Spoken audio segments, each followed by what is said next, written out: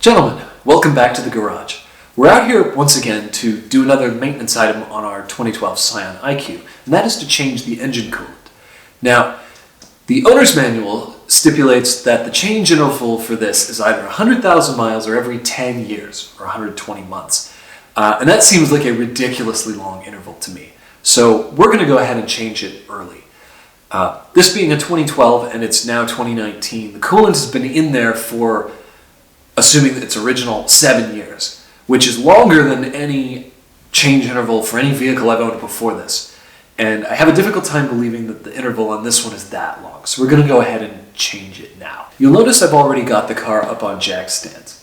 If you need instructions for how to get the car up on jack stands, take a look at my annual maintenance video, which I'll put the little link thing to it right up here somewhere. But if you need instructions for getting the car up on jack stands, check this video out or search for my annual maintenance video where I went into that in more detail.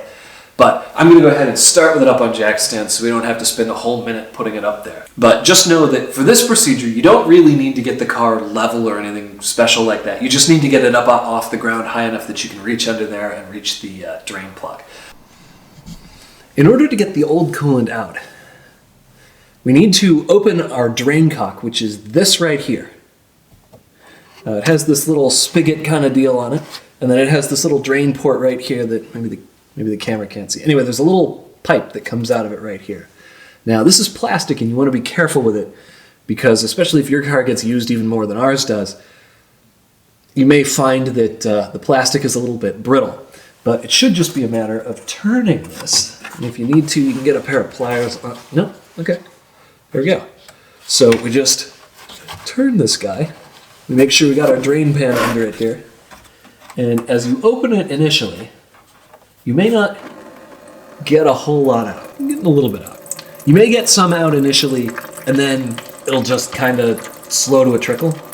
If you do, that's where our next step comes in. So, and for that, we need to go up on top. Up on top of the engine now. Our next step in the process is to remove our drain cap. I'm going to go ahead and open this, and as I do, I should hear my coolant draining out increase. While we're at it, we can also loosen our air bleed screw, which is this right here. And I don't believe you should have to remove this all the way, just back it out a little bit. And now, we wait until the coolant draining out stops.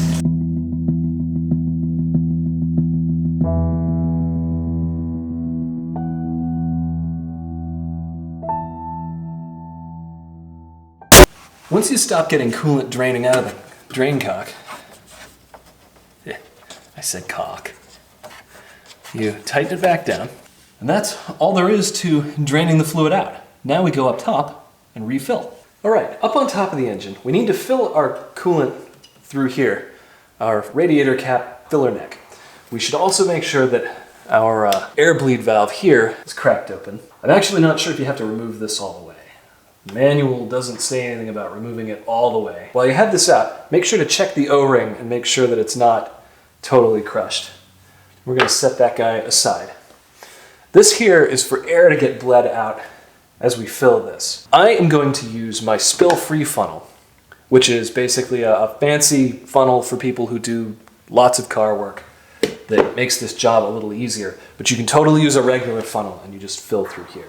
So I put my adapter for my spill-free funnel in there, and I put my little radiator cap holder on thing on here. So here we go. We've got everything in the shot that we need. We've got our funnel, we've got our bleed screw.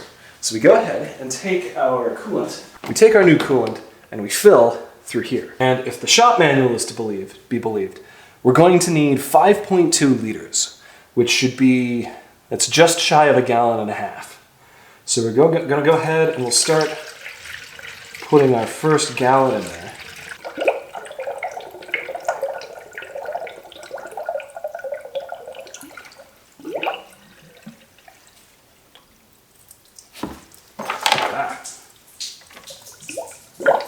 All right. Naturally, it is impossible to handle coolant without making a mess.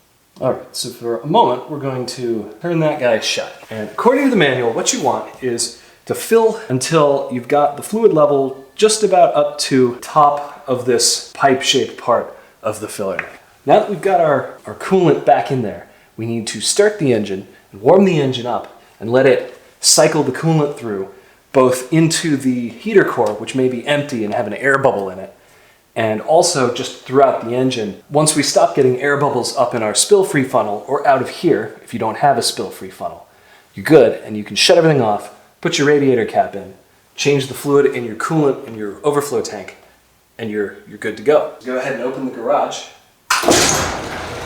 Next, we go ahead and start the engine. One of the things we're going to want to keep track of is this this coolant temperature light right here. So one of the things we need to do before we can say that we're done is make sure that we've heated the engine up to temperature. And the way we know is when that coolant light goes off. So we'll go ahead and start the engine now.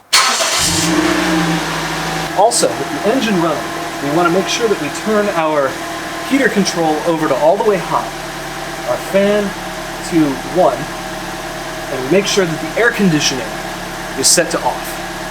Back around the front of the engine, when I started it up, the level of the fluid in our spill-free funnel dropped precipitously. I expect because there was an air bubble trapped in the heater core. So we need to top this off.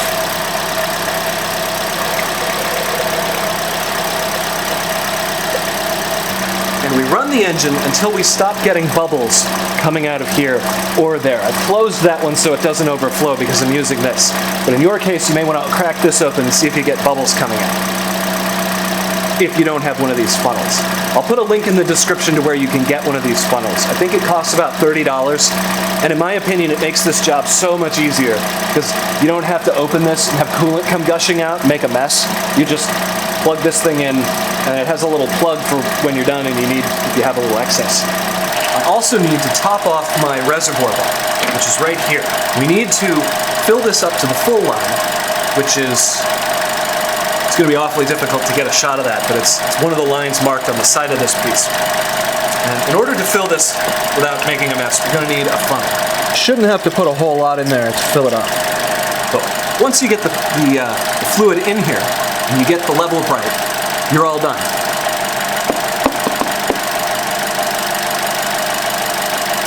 Once you get your bottle level set right, and you're confident that you've got the air out of the system, and it may be necessary to burp it again later, but I think at this point we're confident that we've got as much of the air out as matters.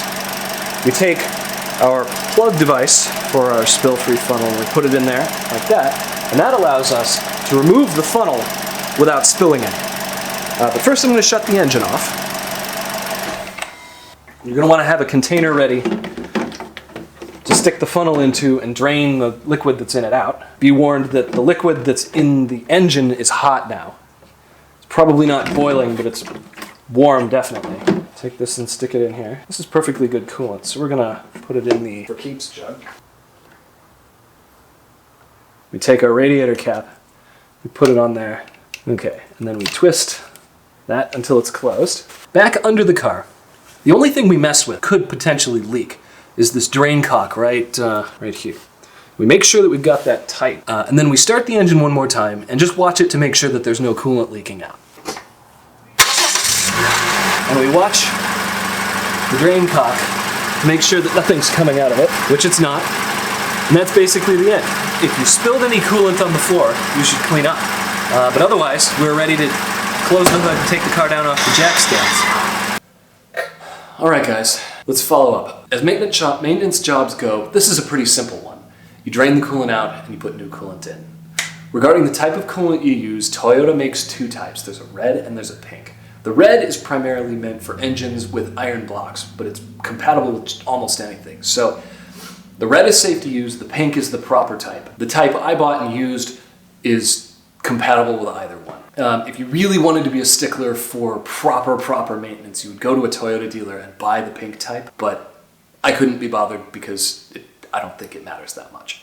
However, it's important to not use any of the other types available. Most of them will not damage the engine, but there are some that will. In particular, the orange type, meant for GM vehicles from like the late 1990s through, I'm not sure, they may still use it actually. It's been a while since I've worked on a new GM car, but you don't want to use the orange type meant for GM vehicles. That stuff is called Dexcool, and it's chemically completely different from normal and antifreeze. And it will react with normal antifreeze in particularly unpleasant ways. So you do not want to get that inside of an engine that is not meant for it. But otherwise, you can use almost anything if you have to, but honestly, you should go to the trouble of getting at least the red or pink type. You're doing this job way earlier than the manual says. So go to the trouble of getting the proper coolant. Anyway, that's basically all I have to say about this. If you came here looking to be entertained and watch me get my hands dirty, I hope you were entertained. And if you came here looking for a how-to on how to change the coolant in your IQ, I hope this helped you out. And as always, thank you for watching, and I will see you in the next one.